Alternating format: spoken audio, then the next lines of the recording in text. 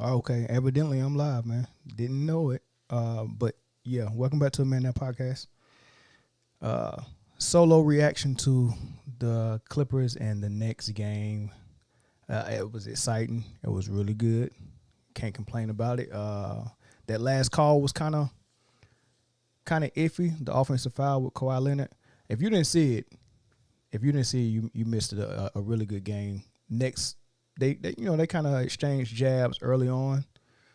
The Clippers and the Nets, and then the Knicks was able to create some separation, and they was firing on all cylinders. Clippers was looking good too. Kawhi, Paul George, they didn't choke it. They played good. Surprisingly, the Knicks defense was crazy good, man. So we're gonna talk about all that, and we're gonna take some call-ins too if y'all wanna call in. But if you see this on to the right of me, strolling up and down. That is our sponsor. We are sponsored by the Sports Cave. Sports Cave is a storefront and also a mobile sports truck where they come to you. The experience come to you. The station out here in San Diego. They frequent a lot of the military bases. So if you military, you out here in California, they're all around. You can check them out. You can also check out their website, thesportscavetruck.com, or on IG at thesportscave310. I'm wearing a hat from the Sports Cave now, and I'm also giving a hat away from the Sports Cave. I might be giving it away tonight. Just depends on if we get new subscribers and some call-ins. You might be able to win this hat. I planned on giving it away on our next live show on Tuesday, but I could give it away tonight, or I could give away this one. This is all courtesy of the Sports Cave. Real official tissue right here, so if you want to check that out, we got tons. If you're a Heat fan, you can get a hold of that as well. So, but yeah, let's start with this game, a 5-game road trip, West Coast road trip for the Nets without KD, and they went 5-0. They beat the Warriors, a crazy comeback win against Phoenix. These are good teams. They beat the Lakers, and tonight they beat the Clippers. I can't remember that fifth team that was in the middle, but those four, Warriors, Suns, and the two LA teams, those were the ones that were the playoff teams. And the big fuss about those squads. Where we start, man. Kyrie was balling. Kyrie had he had almost 30. He had 28. Couple of assists. Kawhi he balled out. James Harden ended up with 37, 11, and 7. This dude, 7 assists is low for him. That's the crazy thing. 7 assists is low for him. This dude averaging like 11, 12 assists. Crazy, man. Still putting up them 30-point game. I think he had 38 a couple of games ago against the Suns in their comeback. The dude is hooping, man. But I do want to mention their defense. It's not a slouch. Now, DeAndre Jordan, and this might become an issue with I do want to mention that Jeff Green got hurt late in the fourth quarter.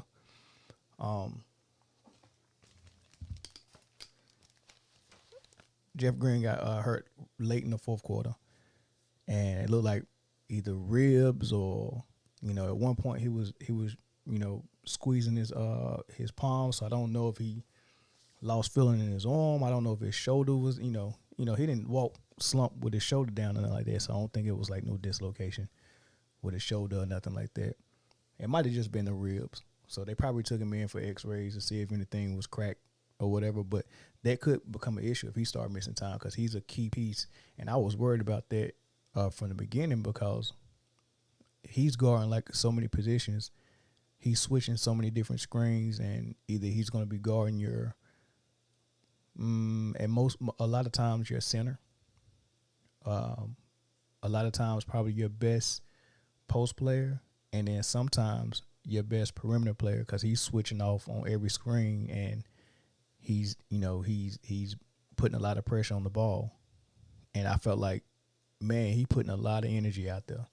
And this is a guy that was some years back found out he had like an enlarged heart or something like that. He had some heart condition where he had to miss time, and then he finally got cleared to play again like the year after that. But like that was monitoring his minutes, so I don't know if anything's changed with that. But yeah, that's I mean, I was already concerned about how that was going to work out with all those minutes he was playing. Make sure I'm live.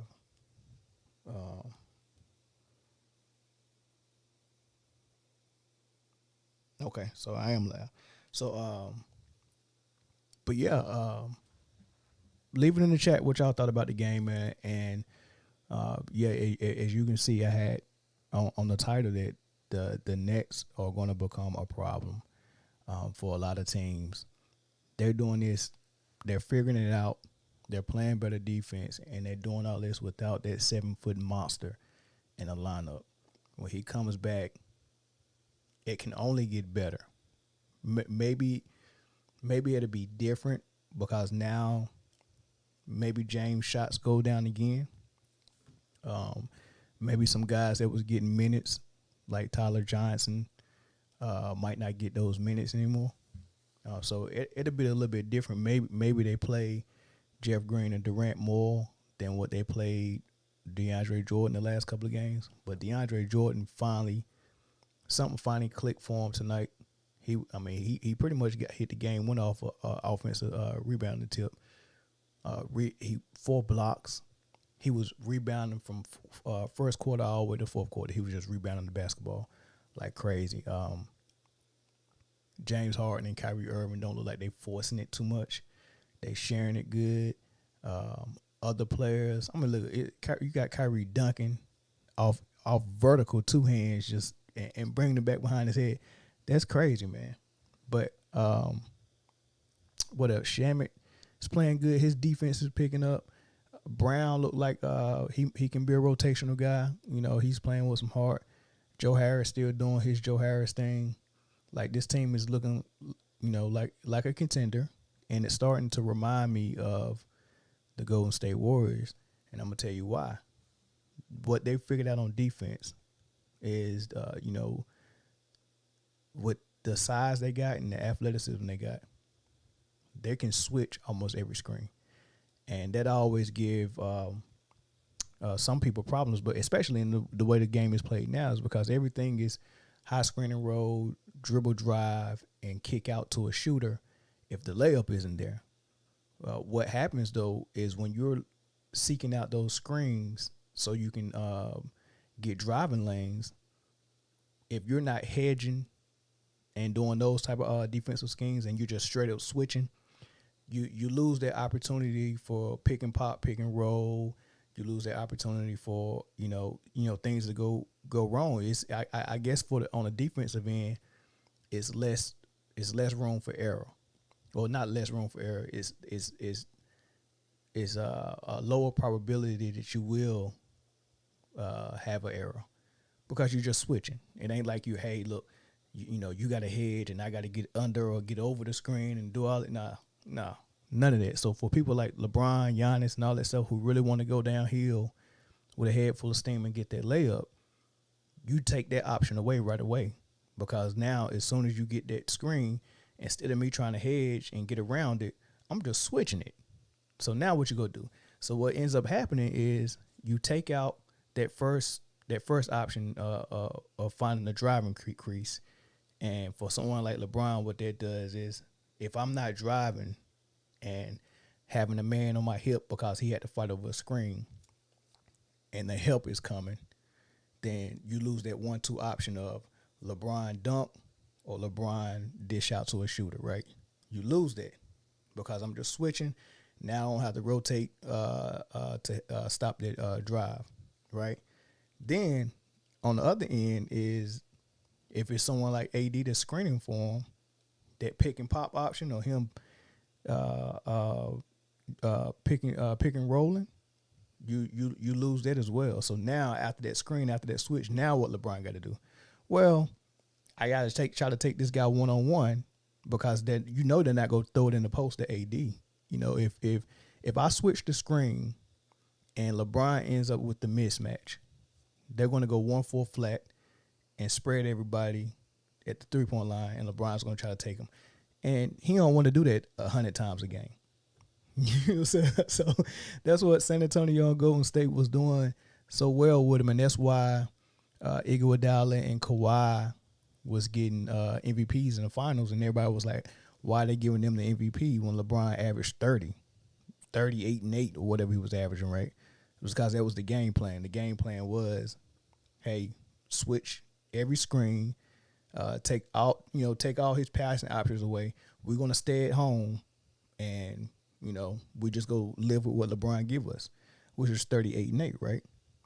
Well, if that's the game plan and it works and you win and you beat the best player in the league 4-1 in the finals, or you sweep them in the finals, yeah, I think the person who was assigned to guard LeBron one-on-one majority of the game, he probably deserved the MVP.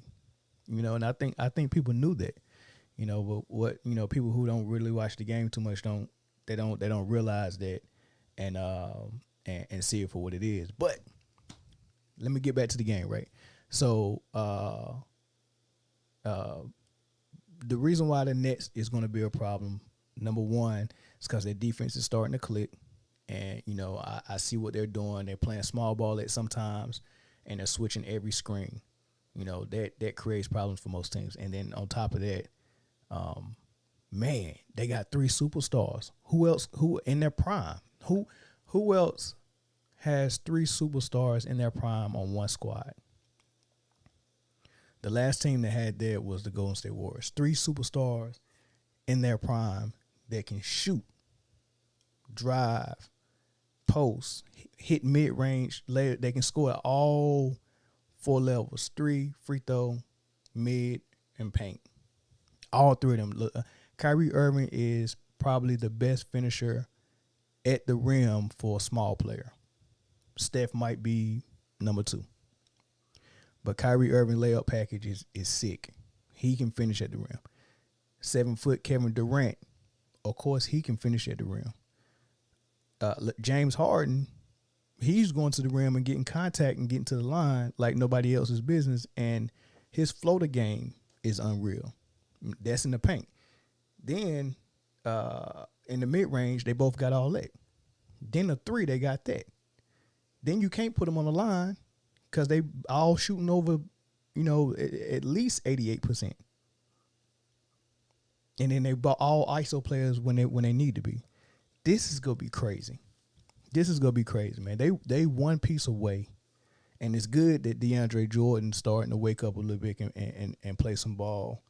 But if they stay healthy, and I think they need one piece, they go be on point, man. And it's just the perfect time where the Lakers don't have AD. They trying to figure things out.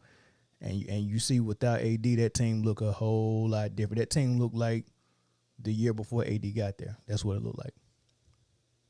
It really looks like how Lonzo Ball and Josh Hart and Kuzma and Ingram, which is actually that squad wasn't even that bad though.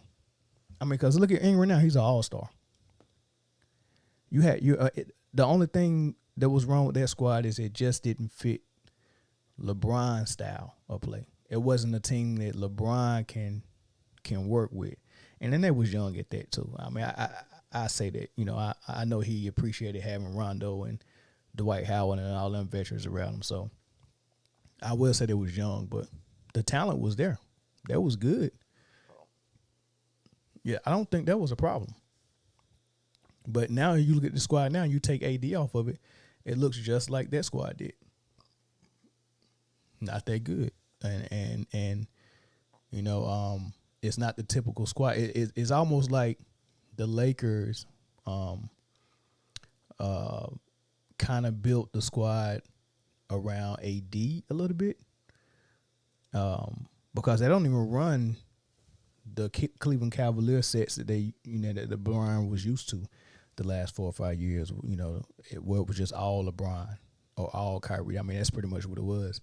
In Cleveland, they just put a bunch of shooters around them, and they just ran high screen and roll and told LeBron that you gonna be the whole offense. Without AD, he got to go back to that. But he just don't have that team built like that. He don't have a team full of shooters. And another thing that's hurting the Lakers is they wasn't loyal to the guys that helped them. They picked up Boogie Cousins, and of course he got hurt, but they couldn't even keep him. They wanted to clear roster spot up so they can pick. I don't know who they picked up. They picked up somebody that probably didn't even help them, right? Picked up somebody that didn't even help them and dropped DeMarcus Cousins. Didn't show no loyalty. Now AD's gonna be out for probably a month at least, and these dudes about to start dropping game. They're gonna drop 2 straight already, and they got tougher teams coming up. So I don't even know if they gonna be. They probably be around 500 by the time AD come back. So they looking for somebody. They probably gonna make a trade. It's rumors that they go try to get Andre Drummond, and DeMarcus Cousins. Just it just was announced that DeMarcus Cousins and the Houston Rockets are agreeing to part ways. So they're gonna waive him, and he's gonna be able to sign with whoever he want to sign for. And the Lakers need him desperately right now. He's healthy. Gasol is getting exposed. If you ever seen that game against Miami last night, or the game against the Nets a couple of nights ago, Marc Gasol was getting exposed on defense, just slow. They put him in every screen and roll, and that was a problem. They couldn't even start him in the second half. So you got that aspect to it, but I don't think Boogie Cousins is even go budge and want to go back to LA not after the way they treated him. So he might end up with the Clippers or the Nets. I'm pretty sure he want to go to a contender. I mean, who knows where he go? He might go to Milwaukee. He might go to Miami. He might go to Portland. Anywhere but the Lakers. I doubt he go to the Lakers. So now you got AD hurt.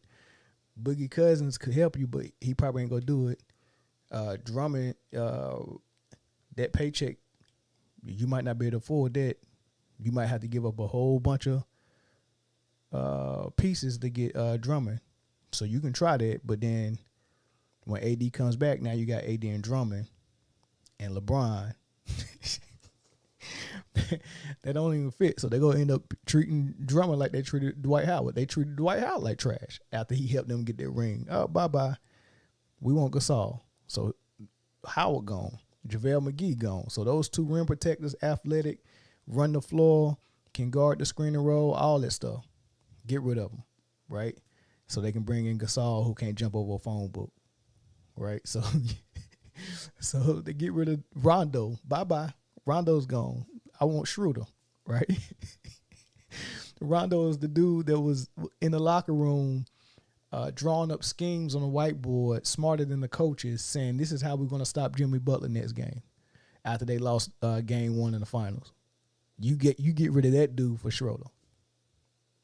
I mean, all this stuff looked good. it looked good during the summer when they was doing these signings. I love these Lakers fans that, was like, oh, man, we got Gasol, we got Schroeder, we got Montrezl Harrell, 2 6 men. Okay, but now they saying they trash. Now that AD is not there,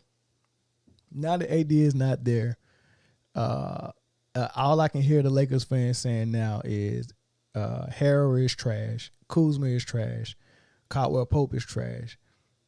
All these dudes are trash. Caruso is trash, and saying that LeBron needs help again. LeBron needs help again. I don't get it. He needs help now, and these dudes are trash, right? So now he need help. So now we're looking for a trade. I hear they say they want Blake Griffin, and I'm talking about Lakers fans. Bring us Blake Griffin, bring us Boogie Cousins, but look at all the dudes you got rid of that helped you win. Danny Green gone, Dwight Howard gone, JaVale McGee gone, Rondo gone. That's 4. It's got to be one more. That's 4. Just let all that experiences after they're gone. And I get it. They bought in younger. Well, not Gasol. He's older, but they bought in Schroeder, who is a poor man's version of Rondo, but more of a scorer than Rondo is. Rondo can score. He just don't think score like that. That's because he's a basketball savant. He don't think like that. But I guess they feel like they got a better scorer. But did they get somebody who can lead the offense for real? Like is he the brain, or is he just a puppet? That they can go out there and they got ability. That's the difference. Like I would rather have Rondo. I would have rather gave Rondo that money than Schroeder. Danny Green. Okay, you might feel like he didn't get hot during the playoffs and all that stuff, man. But he's another one, man. Smart, IQ high. The same reasons why they like Gasol, and Gasol ain't giving them much, but he's high IQ. He passes the ball, So I don't understand why Danny Green wasn't good enough for that. And he's playing really good over there in Philly. But yeah, they got rid of people that they should have kept, and they set themselves up to where one injury, it looked like they got to make moves now. Look like they got to make some trades now, just to stay above. Just to avoid them going into the playoffs as a 5th seed. Or a 4th seed. And if they do fall to 4 or 5, All-Star break coming up. Let's say they lose the next 8 games they got. Let's say they lose half of them. They lose 4 of them. Very possible. So they would have went their last 10 games. They would have went 4-6. They would have put them. Well, I think they got. That'll put them at about 500, real close to 500. They could go into the All-Star break, 4th seed, behind the Clippers. Who else? Utah Clippers. It's gonna be tough for Denver. I mean, they trying right now, so Denver could get on the win if LA is coming down and they're on the losing streak, and in Denver is if they're doing the opposite, I can see Denver ended up in that 3, but Utah and the Clippers they go hold that 1 and 2 spot, because AD ain't coming walking through that door no time soon. So I think that 1 and 2 is gonna be Utah and the Clippers. I think by the time the playoffs come down, Utah probably they'll come down to earth and end up at the 3 seed. And I think 1 and 2 might be the Clippers, then Denver, then Utah 3, and then 4 and 5 is gonna be between the Lakers and the Phoenix Suns. Watch my word. I'm on record saying it now. Watch my word. But yeah, it's over for your boy LeBron. LeBron fans out there, my boy Beat Out Walker, my boy John, my boy Sheldon, Jay for that matter, my boy Trap. Hey man, what's up, man? Y'all told my boy John Keller told me Kyrie is gonna implode the Brooklyn Nets. He's a cancer, and he can't get right. That's the first thing he told me. The second thing he told me is Steph Curry can't lead the squad. He said Steph Curry is gonna look trash this year. 0 for 2 with that one, John. And now we're seeing that once LeBron loses AD, got to figure it out. Gotta figure it out. This is gonna be interesting, man. This is gonna be very interesting. I want a LeBron fan to call in, man. 336-365-9412. LeBron fan, call in. Tell me how y'all go save the season. Inquiring minds want to know. How do you save the season? Do you need a trade, or is LeBron go turn it up? Somebody gotta let me know. Do the Lakers need a trade, or is LeBron going to turn it up? Because right now, Brooklyn Nets and even the Clippers. Look, the Brooklyn Nets just beat the Clippers, and the Clippers are full strength. Kawhi and Paul George just came. They both just missed like 4 or 5 straight games, just rehabbing and resting up. And then they had a game before this they played really good in. So they had a game where you can't say they came back and they was rusty. They had a game before this. And they not on the back-to-back either. So they clicking on all cylinders. Ibaka's there. Lou Will's there. Kawhi, Paul George there. You know, everybody, Zubac, they're all there.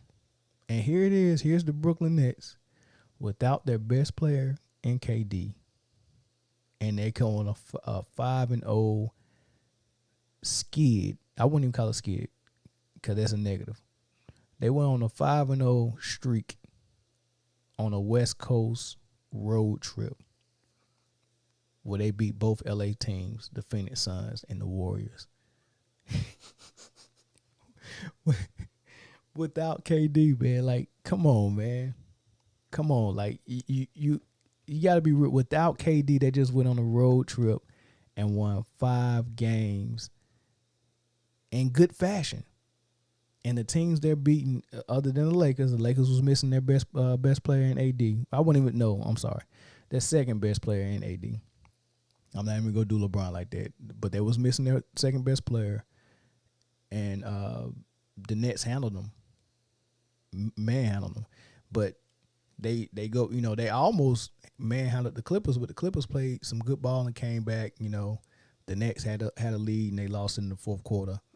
And but they still pulled it out without their best player, and the Clippers are full strength. That's impressive, man. You got to admit that's impressive. But the numbers down there. If you want to call and defend your king, LeBron, and explain to me how he go. First of all, explain how he go get past the Clippers. You know, I know people were saying this last year, but the Clippers played inconsistent basketball all year last year. Like, I thought that they would win in the playoffs, but, you know, they wasn't giving nobody no comfort level that they could, you know, they could do it. I like the way they're playing this year, though.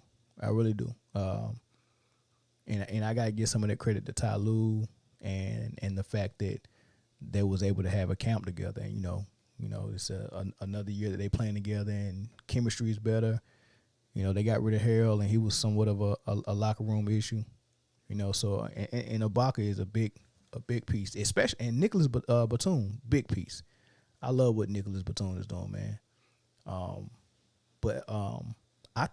think the Clippers, they got what it takes this year. But explain to me how the Lakers go get past them, and if AD, even if he comes back, if he's not 100%, are there any Laker fans out there that think that they can get past Denver, Utah, maybe might, Portland? Oh, I forgot about Portland. That's another squad. Portland might get them. Without AD, the Clippers and the Portland Trailblazers are better. And the reason why I would say only those two teams, and the reason why I don't think Utah and Denver are really a threat to the Lakers, even if AD is 70%, is because it's just a mental thing with playing LeBron, number one. And if you just don't have that mental toughness, like, I can look at Kawhi and tell he don't care who he facing. He don't care if it's LeBron. He don't care if it's Kobe, MJ. He don't care. With Paul George, I think that that LeBron shadow is too big for him. That's why he could never get past him. That's why DeMar DeRozan, when he was in Toronto, even though Toronto had better teams than Cleveland did after Kyrie left, like Toronto was like the 1 seed like 2 or 3 years in a row. And if they wasn't the 1 seed, I think they still had a better record than the Cavs. And this was even, including the year Kyrie wasn't there. But Kyle Lowry and DeMar DeRozan always choked against LeBron. They never could. It was a lot of teams in the East who their leader LeBron just had their number. Melo, one of them, when Melo was in New York and LeBron was with the Heat. It's just it's just a little mental thing, man. So I don't think Utah got nobody other than Spider Mitchell, and I like Jordan Clarkson. He don't care. But everybody else, they go choke. They go see their big LeBron shadow, and they go they go come up small.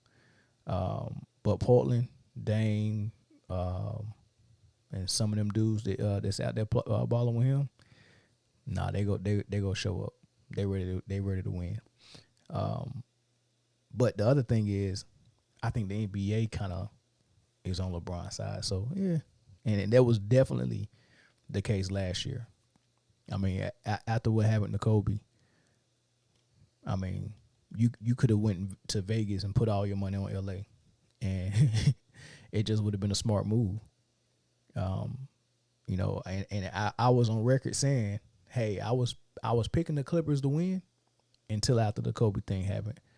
And after the Kobe thing happened, I was like, man, ain't no way the Lakers not gonna win this one. Ain't no way.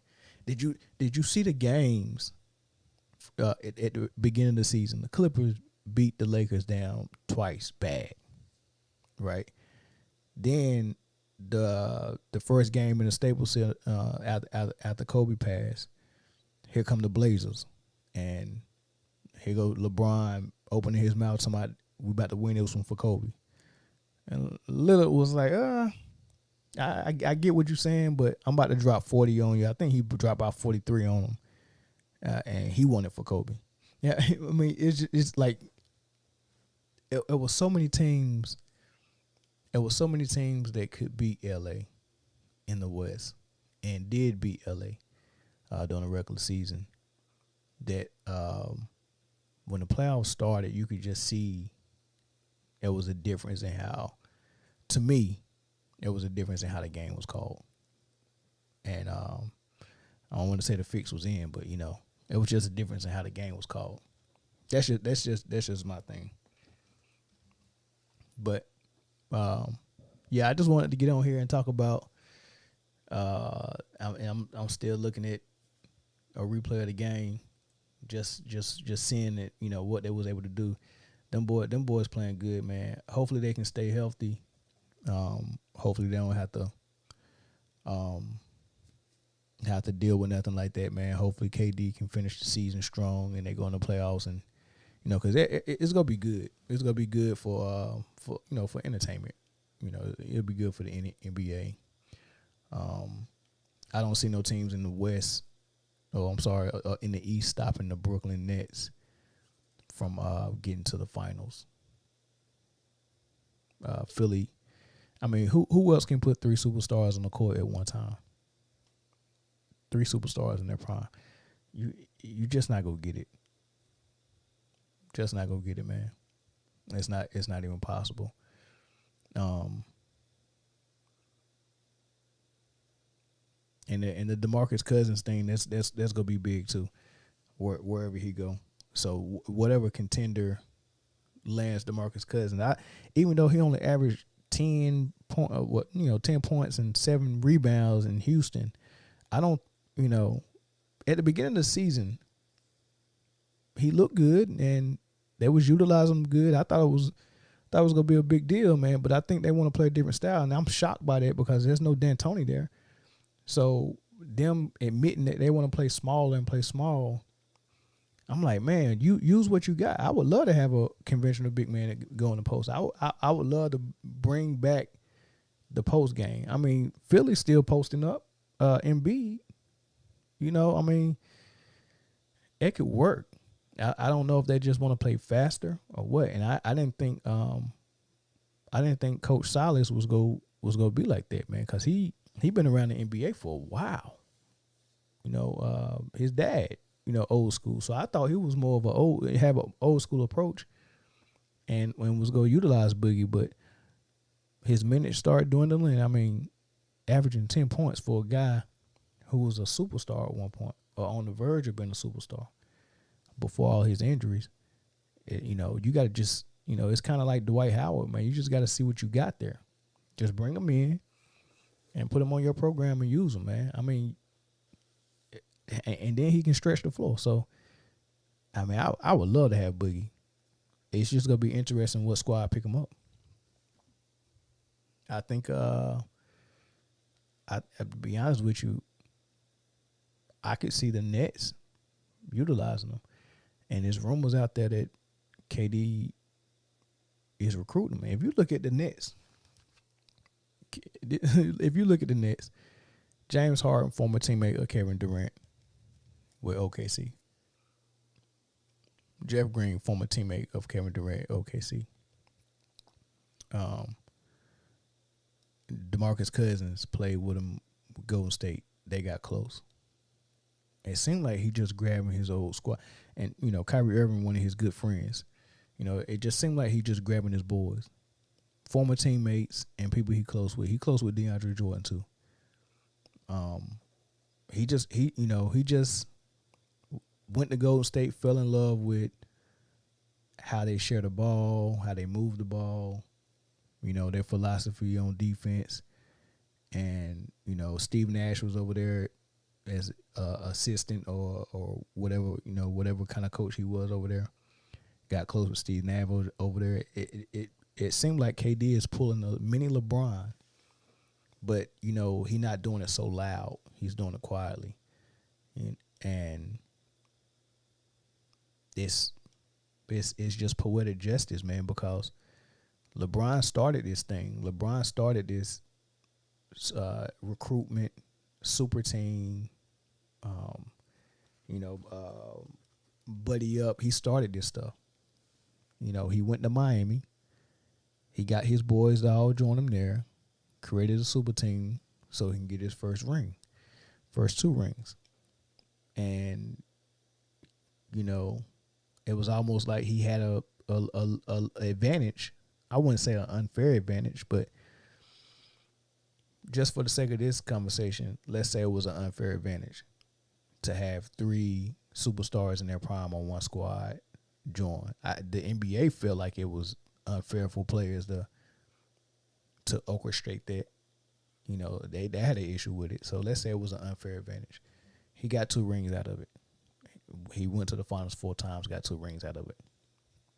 Then he goes back to Cleveland, sees the young boy Kyrie Irving, and say, "Hey, that's my number 2 in Miami needs are bad. Let me get a younger number 2." So he goes and teams up with Kyrie and says, "Hey, trade Wiggins for Kevin Love, bring him in, be my number 3." So now he got another big 3. Not a super team because there's only 2 superstars. Super team, my definition of it is 3 superstars. That's my definition of the super team in their prime. If you got 3 superstars in their prime, that's my definition of a super team. But they only had 2, so that was fair. And it looked like he was about to do what he did in Miami with that squad. And then Kevin Durant was like, you know what? Let me go ahead and spoil your party. And he went and did what LeBron did in Miami, but in Golden State. And he formed 3 superstars over there, if you call Klay Thompson a superstar. I would say he was an unproven superstar. I think he has superstar potential, but he hasn't proven to be a superstar. He's always been in the number 2 or number 3 role. But let's say he was a superstar. That's 3 in Golden State. So super team and when Golden State took about 2 rings from LeBron. He barely got the one he got, but they took 2 rings from him. They took 3 rings from him because they beat him without KD once, and then they beat him with KD twice. 3 rings LeBron could have got, but the super team stopped him. But he started the super team era. So then he leaves Cleveland because Kyrie left him. He don't have a number 2 anymore. He tried to do it without his superstar number 2 and couldn't do it. So he left and went out west to LA and recruited Kevin Durant, Paul George, Kyrie Irving, AD. They all said no, except AD. AD said yeah. He don't mind going and being a number 2 and all the credit going to LeBron. He didn't mind it. He just wanted a ring. Well, KD already got one. Kawhi already got a couple. Well, KD already had a couple. They're not about to go over and say, I'm about to be a number 2 and be in LeBron's shadow so everybody can give him the credit for me helping him win. Not going to happen. So he couldn't land him. But this dude tried to create a super duper team to make sure he can get more rings because his legacy is dependent on it. So now he's ring chasing. Tried to create a super duper team. They all turned him down except AD. So he gets AD, and Kobe went down, and then the rest is history. He gets another ring, right? But now AD's hurt. Now he don't have his superstar number 2. So now it's LeBron, one superstar with role players. And once again, KD has a super team. Yo, it's a pattern, man. Yo, it's literally a pattern. Like this history repeats itself. KD is on another super team. And everybody talked all that trash about, oh, KD rings don't count. KD's weak. KD joined the 73-9 team. So now what are they going to say? That KD left the 73-9 team and just grabbed 2 more superstars. Now he got another big 3, another super team. How are they going? What is the narrative going to be when they complain about KD's ring this time if he get one? Because they still got to win it. And be honest with you, I don't think they win it this year. I really don't. I think they get there. If to be honest with just watching the teams play and seeing the ease of how they they score, especially lately, and then taking into account AD's injury and all that stuff, if the NBA doesn't interfere during the playoffs, I think the Clippers will come out of the West, and I think the Nets will come out of the East, and I think the Clippers will beat them. However, I really don't think the NBA will miss out on the opportunity of marketing a Lakers and Nets finals. There's too many storylines there. Kyrie versus LeBron, KD versus LeBron versus another super team. Kind of like Tom Brady, man. He beat the football's version of super team is Kansas City with all the weapons they got. Tom Brady just beat that. For a lot of people, that just closed the door on the GOAT debate, right? And what that does for the NFL is you can talk about Tom Brady for another 30 years. Look how long we've been talking about Jordan. That's good for the NBA. I mean, that's good for news reporters, journalists that write articles. Like you if you really want to catch a lot of people's attention and you want to write a story, you can literally write a GOAT story right now, LeBron versus Jordan, and it'll cause up so much debate, argument, conversation. If the story caught enough attention, it'll be talked about on First Take, ESPN, Fox, all the podcasts. Colin Cowherd, Nick Wright would be talking about it. Chris Broussard. Everybody would be talking about it. Did you see the article on, and they do that. Like, people purposely do stuff like that. Like, every year the Athletic comes out or Bleacher Report comes out. Hey, the NBA's top 100 every year. And every year somebody gets disrespected. This year it was Kevin Durant. They had him at number 8. This year they had Kevin Durant at like number 8. Because if they actually put a list up and was honest about it, there's no fuss. There's nothing to talk about. But when you take a person who's arguably the best player in the league and then put him at number 8, now you know how many people was talking about that? We even talked about it on my podcast, right? So they create drama and stories for themselves, and this Tom Brady thing, man, you can talk about this for a long time, very long time, and it all and for LeBron, man, this will be a huge story. He already beat Golden State, not with KD, not the super team Golden State. He beat the 73-9 team, but that wasn't the super team. That was just a team that played really good basketball in a league full of teams that didn't play good basketball. They were just playing a high level of basketball, especially offense. Defense, too. Just playing really good basketball. Not a super team. Sean Livingston ain't going to leave and go to any other squad and make them a contender. Iguodala's not going to make nobody no contender. Draymond's not going to make nobody no contender. You had Splash Brothers. That's it. Harrison Barnes didn't go and make nobody no contender. Leandro Bobasso didn't make nobody no contender. You get what I'm saying? It was just a team full of people that had some vets. They knew how to win. They knew how to share the ball. They was coached well.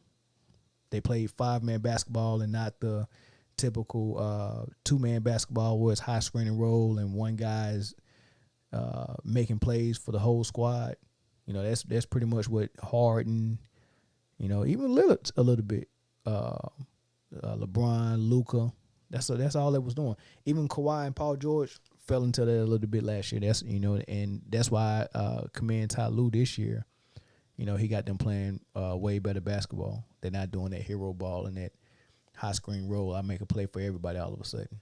I mean, when they was playing that way, they Pat Beverly was shooting too many catch and shoot threes. What's the purpose of having Pat Beverly taking catch and shoot threes, man? That's so now they got a little bit of the triangle in their offense.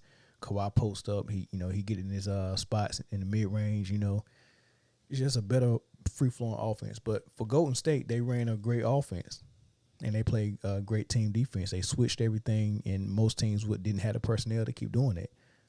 But having Iguodala and Draymond being able to play and guard position 1 through 4, and Harrison Barnes, they could switch every screen.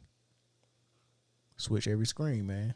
And, you would watch them play Cleveland and LeBron would come down and they wasn't really running their offense because they was too busy looking for Steph Curry to put in a screen and roll. Like, Draymond was a good defender.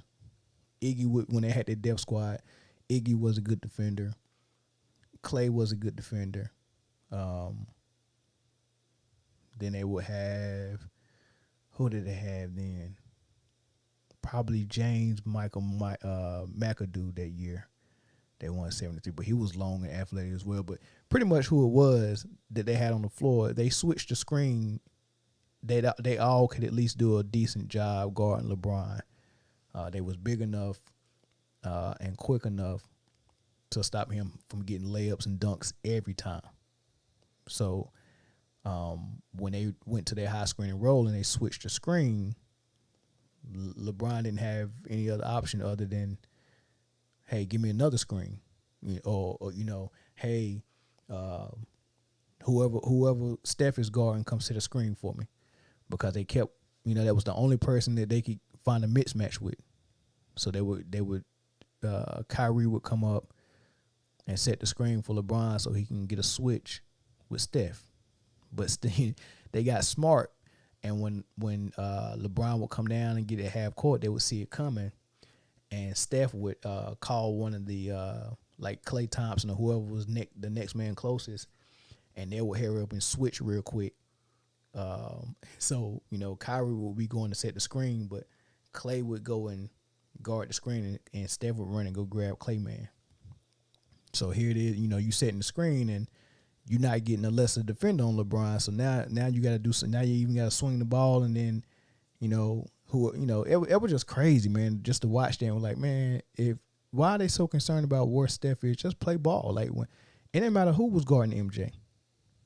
If you were small, I'm taking you to the post. If you was big, hey, I'm taking you on the perimeter. It didn't matter in that triangle offense. Whoever was guarding Jordan, it was 2 dribbles and pull up, or 2 dribbles and layup. It really didn't matter. That's what I like. That's what I like, man. This era doing some different stuff, man.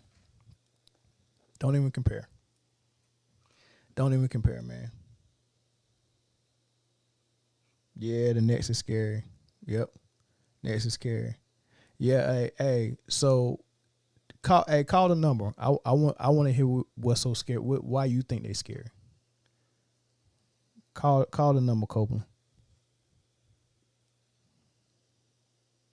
It'll be real interesting to hear. I would love to hear someone's opinion on what makes the Nets scary. Because to me, the fact that I got an opportunity to see them play a little bit of defense during these last 5 games, and a lot of defense today. Tonight they played great. They played good defense, and just like I was explaining with the Warriors, they were switching all the screens with that line. Even with DeAndre Jordan, even when Jeff Green went in the game and DeAndre Jordan was in the game, DeAndre Jordan was switching on the screens, and I seen him guarding Kawhi. He's sitting down in his defense position, and he's accepting the challenge. James Harden, same thing. Playing defense, accepting the challenge, man. I love the body language, man. I love how they having fun. Everything is free flowing. It don't seem like people are frustrated that they're not getting shots. Like Shamet has the opportunity sometimes. Like when Shamet was with the Clippers, I never seen him dribbling and drive to the hole. They strictly use him as a catch and shoot player. But now he got the opportunity. I seen him a couple of times. Hey, man, get Shamet the ball at half court. Shamet making plays. He pulling up, off the dribble shooting threes. And the reason why I like that is because who wants to play on a team where, basketball is about rhythm for 95% of the people. Not every, like, very few people. I mean, everybody need rhythm, but some people need it more than others, right? Well, if the way I played when I played is how can I say it? The more opportunity I got, I don't know. I guess this is for everybody, but the more shots I put up, the more I got an opportunity to utilize some of my skills with ball handling and stuff like that. The looser I got, the better I got. My shots start falling, the rim start looking big, and all that. When you play in one of those offenses where the best player has the ball all the time, and he's the one that's creating everybody's shots. Like, you get your shot off my pass, you get your shot off my pass, and you get your shot off my pass. You're telling players that's not as good as the best player to be not in rhythm, but hit open shots off the pass consistently. While the best player always got the ball, he's doing all the moves, he's going to the hole, he get to do everything. Like, all that stuff helps your rhythm. And if I can't even if I can barely dribble the ball because you always got it, I'm just catching and shooting, I'm not gonna be in rhythm. Why would you put that much pressure on the lesser players and get the best player in all the rhythm? If the best player was really that good, like how MJ was, he was as soon as he stepped on the court, he was in rhythm. So he could allow people like Ron Harper to handle the ball, Scottie Pippen to handle the ball, Tony Kukoc to handle the ball, right? And him just sitting that triangle offense in the post, or come off a off ball screen, or a pin down, or a curl action, or a fade action. You know, he could do all that stuff, and he, you know, the jump shot was there because it was just automatic, right?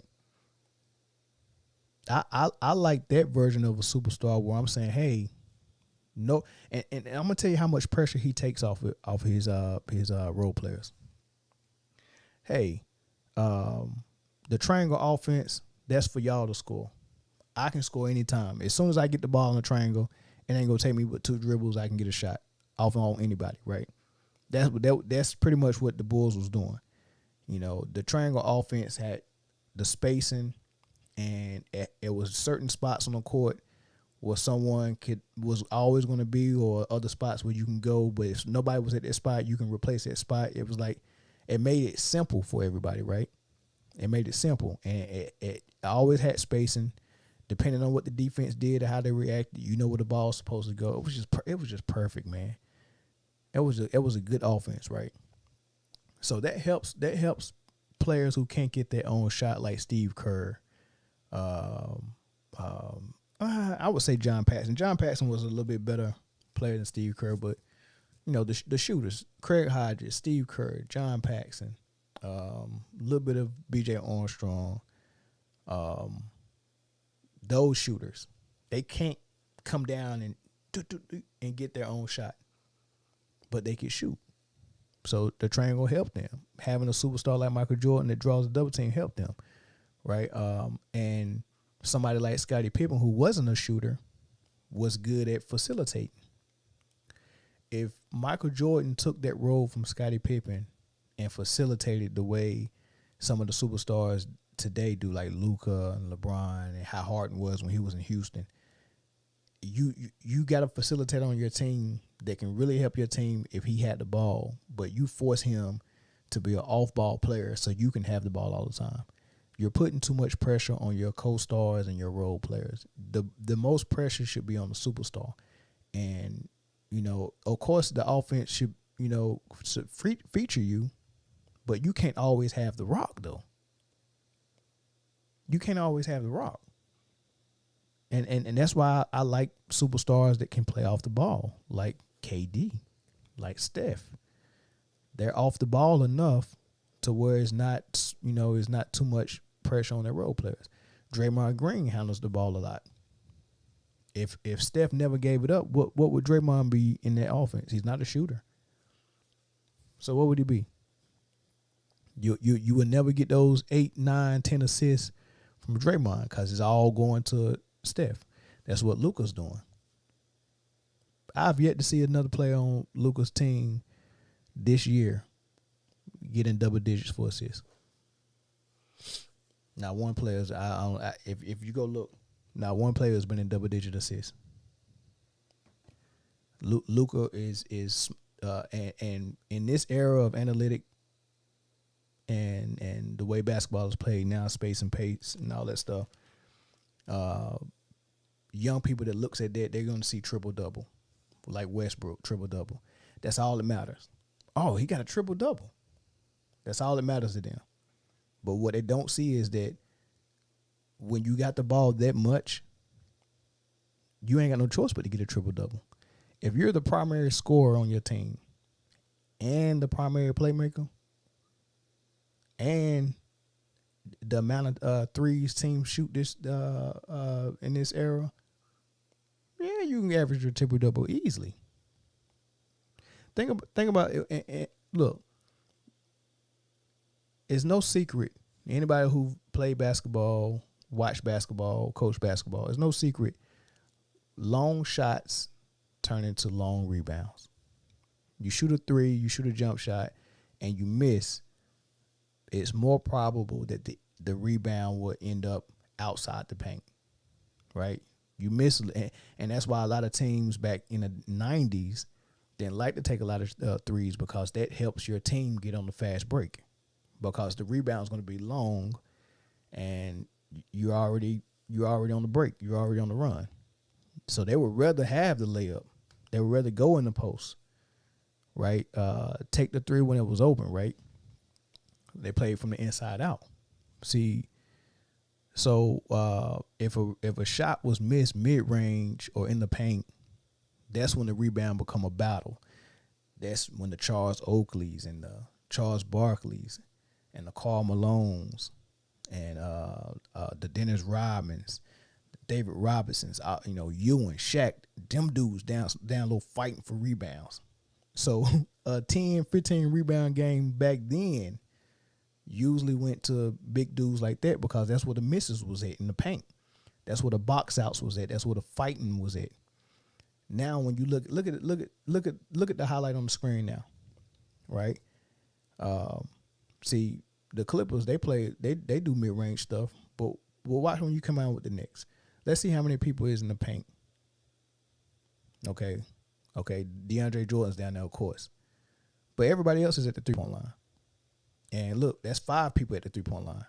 All 5 of them at the 3-point line. So if that shot miss, that's an easy rebound. There's no fighting going on in the paint. Everybody's at the 3-point line, right? So I'm not impressed that you get 10 rebounds in this era, man. I'm not impressed, especially if you're a wing player. I'm not impressed. All the rebounds are happening on the outside of the paint. It's not the same as in the 90s when you fight for rebounds down low because you're boxing out and you put in effort. The rebounds just pretty much just come to you. Hard misses from threes, and boom, I just catch it. I'm on the break, and look, listen, come on, man. The rebound. I know I'm beating a dead horse, but the rebound is not the same. It's not the same stat. It's not. The reason why the rebounds was such an impressive stat for big men and why big men got paid to rebound like Oakley. Oakley didn't do nothing else but rebound and play defense and fight people. Right? That's what he got his money for, rebounding. Because rebounding was an effort stat. It was a tough stat. You had to fight for them. Robbing rebounds was hard. That's why people like Dwight Howard has passed Rodman on the all-time rebounder list, but we still consider Dennis Rodman one of the best rebounders in the game, in history, because we saw the effort that it took for him to get it. It was real rebounding. I'm not impressed by the rebounds Westbrook and Luka get. Just not. It's not the same. So with that being said, if your only foundation to claim greatness on a player is to say they average a triple-double, you don't have a foundation at all. You don't have a leg to stand on. It's horrible. Tell me I'm wrong. And y'all ain't I see some people was watching here. Ain't nobody called in yet, though. It's like y'all scared to talk to me and let me know if you agree or disagree. I love to have a conversation. Tell me those 3 things that I've asked. 1, what is the Lakers going to do now that AD's hurt? 2, do the Nets look good and why? And 3, are you impressed by rebounding and triple doubles in this era of basketball? After you heard my explanation. I know I am. I know I am, man. I know I'm speaking truth, man. My boy Jason, man. What's been up with you, bro? I listened to your last episode. Well, not your last one. I think it was the one when your wife first cut her hair. Yeah, I was talking about that. Oh no. It was the one. What was y'all talking about? I think you was talking about do's and don'ts in your marriage. Like, should you talk about money with your friends, or that status, or should you talk about bedroom stuff with your friends, when you're married? That was an interesting convo, bro. I appreciate y'all for that, man. That was good. Hey, sometimes I'll be wanting to join in on that stuff, Jason. I'll be wanting to come in. Hey, man, I'm a married man too. I can talk about love too, Jason. Y'all can have guests on there. Y'all can, y'all don't have to suck up all the airtime, man. Invite somebody on the podcast. Loveology podcast. If y'all wondering what I'm talking about.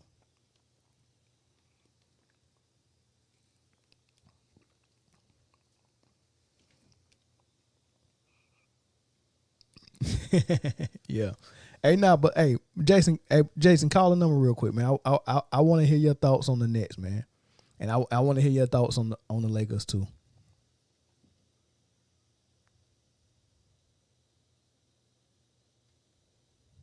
Oh yeah, for sure, man.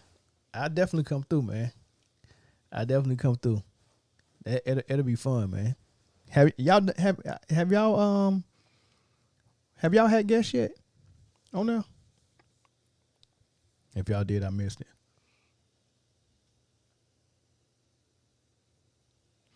But yeah, hey, y'all scared to come defend y'all king though, man. I look, look, I wish I would have went live on my Facebook page, but uh I just wanted to do this on YouTube just to see if we could get a conversation started on here, man. I know if I would have went on the Facebook, I would have had all my LeBronites on there, man. All my little LeBronites on there, man. Y'all, somebody got to come and defend their king, man.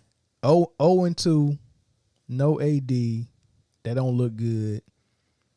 He had 19 points in the last game, 1999. But somewhere somebody's gonna say, but he had a triple double almost. 19 points when your second guy goes down. This is the difference between MJ and other superstars.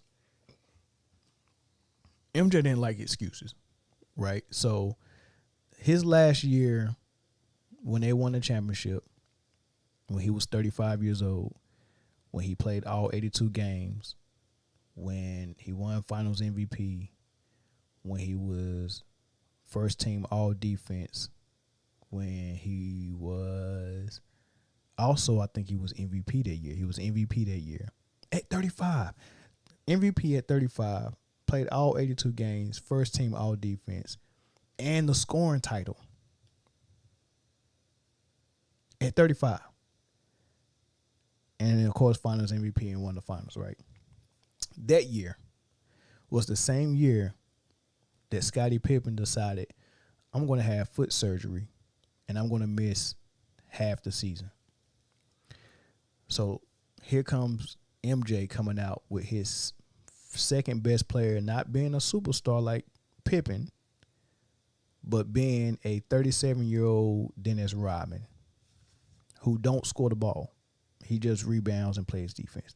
So pretty much what LeBron has on his team now, if Rodman was on the Lakers right now, he would be a bench player. Because if you're not shooting the three or being a scorer, the NBA don't really have that much room for you, not for no starter, right? So Montrezl Harrell is a better offensive player than Dennis Rodman, and he comes off the bench for the Lakers, right? That was Michael Jordan's number 2 for half the season while Scottie Pippen rehab after his foot surgery, right? So no Scottie Pippen, and then when Scottie Pippen came back, he had to get in shape,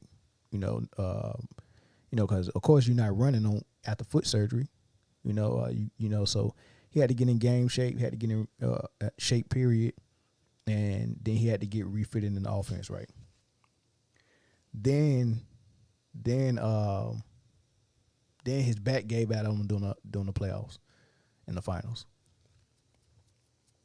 So I say all that to say this.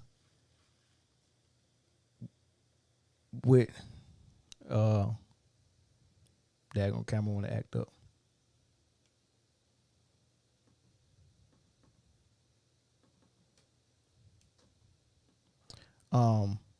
I'll talk while I get my camera situated, but I say all that to say this, right? Uh, hold on, let me get my daggone.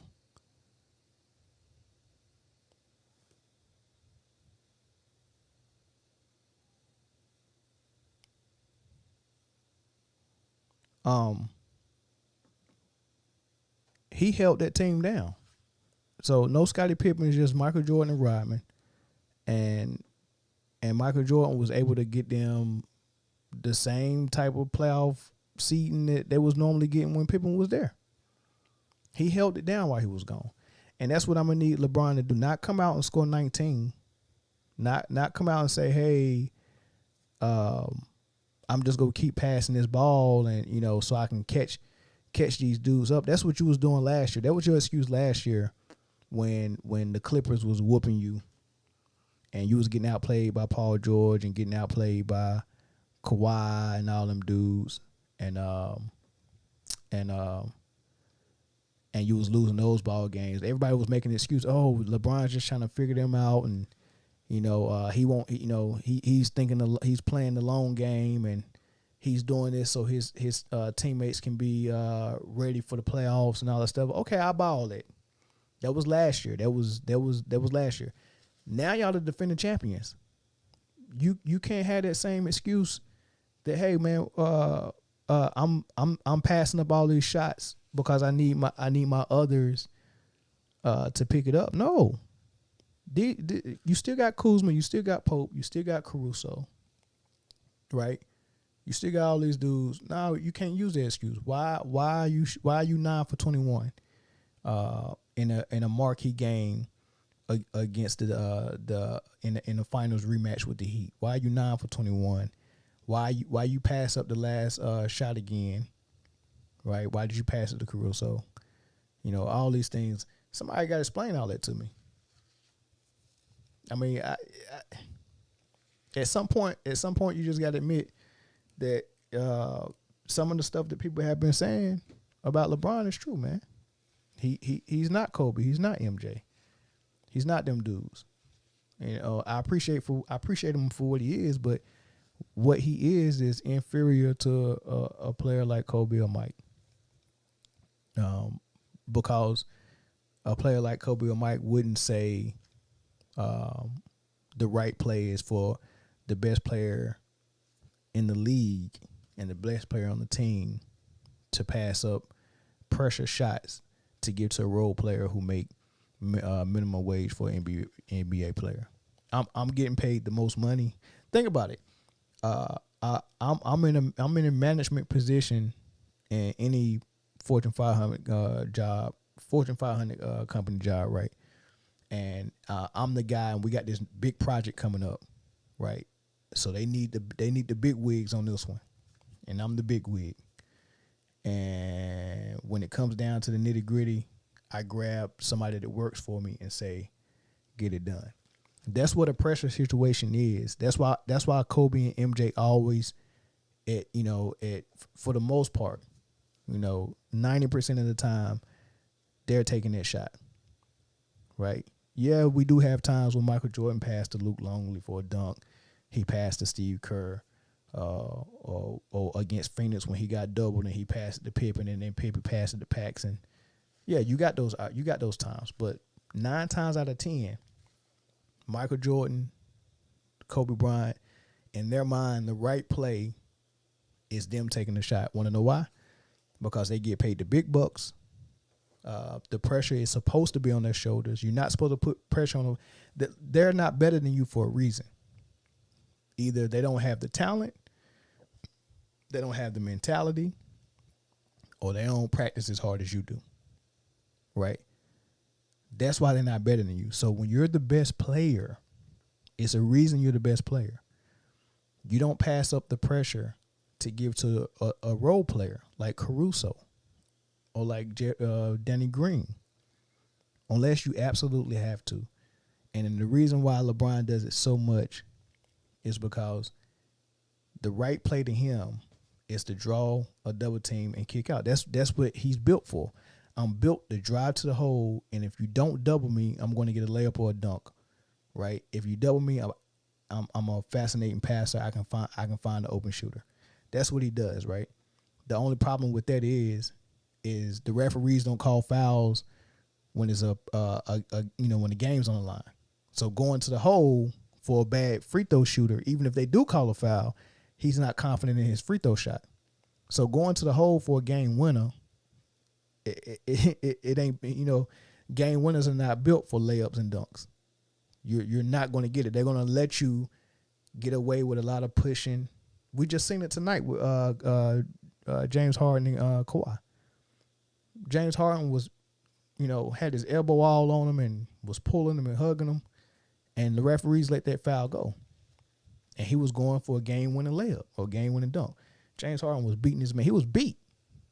The layup was there. It was easy. But James Harden was tugging him, pulling him, all that stuff, right?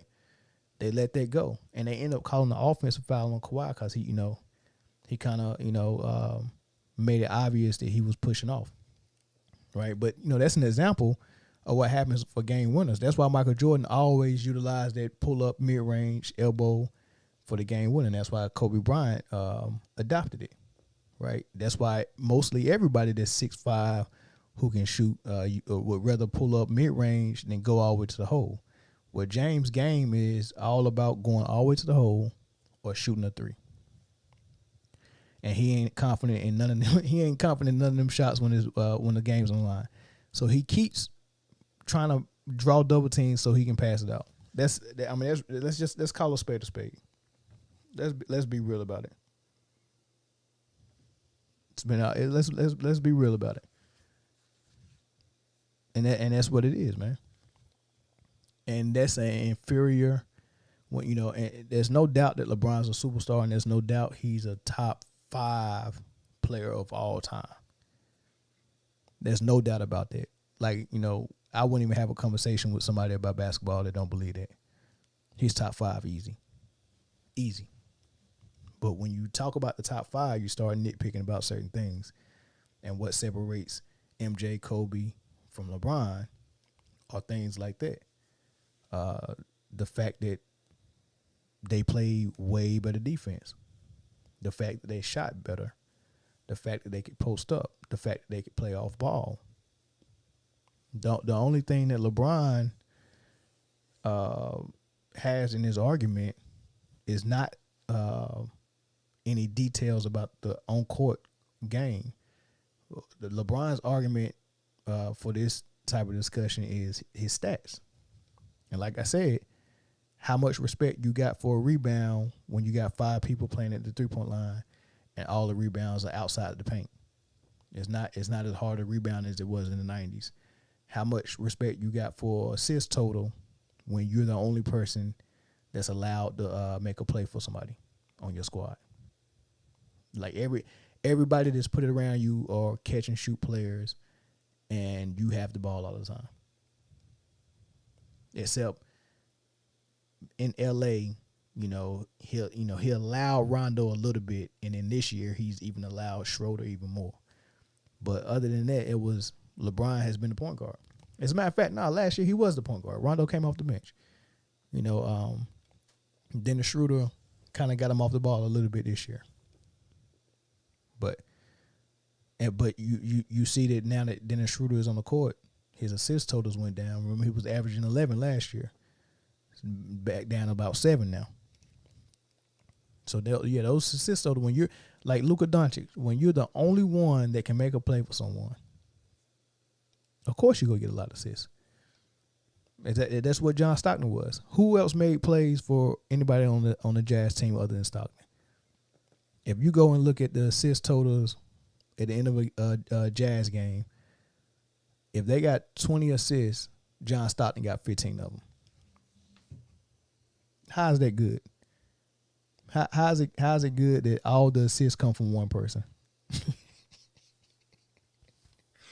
That's why you can't go to the stat book to find out which player is better. You talk about LeBron and Jordan, you can just watch the game and tell which player is better. But people who didn't play ball, instead of watching the game, of like, man, yeah, this dude is, he can do this, and that, and all this stuff. What they do is go straight to the stat book and say, hey, well, he's filling up the stats. he's the better player. But I digress. That's all I wanted to say, man. The next y'all was scared to call in though. I'm gonna get y'all next time. Y'all was scared to call in, but the Nets is a problem. They gonna be the real deal. The Clippers I still think are pretty good too. And I'm not gonna hate on the Lakers and LeBron. The Lakers in there too. To me it's only 3 teams that's really in the hunt. And even without AD, I think the Lakers will figure it out and start playing some defense. You can't hold LeBron down too long. He'll figure it out. He's a smart guy, and the NBA smart too. They'll figure out a way to get LeBron in the hunt. So Lakers, Clippers, Nets. I ain't got no faith in Philly. I ain't got no faith in Milwaukee. Don't got no faith in the Heat. Portland. So 4 teams: Portland, Lakers, Clippers, and the Nets. And it's sad because who in the East gonna be able to stop the Nets, man? Who knows? But yeah, I catch y'all on the next live, man. Peace. And y'all definitely was scared to call in. Hey, and if you would have called in, you probably would have got a free ball cap, courtesy of our sponsor, the Sports Cave. Could have got this one. Or you could have got this one. Or could have got this one. Or maybe, the Dodgers. What about the champs? Could have got that one. If you like the Broncos, could have got that one. Could have got a whole bunch of them. Or what about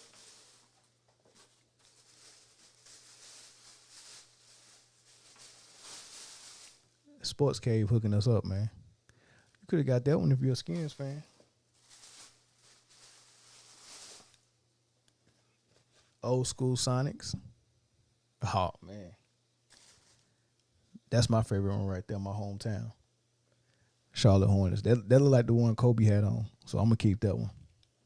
But, yeah. Catch y'all next time, man. Peace.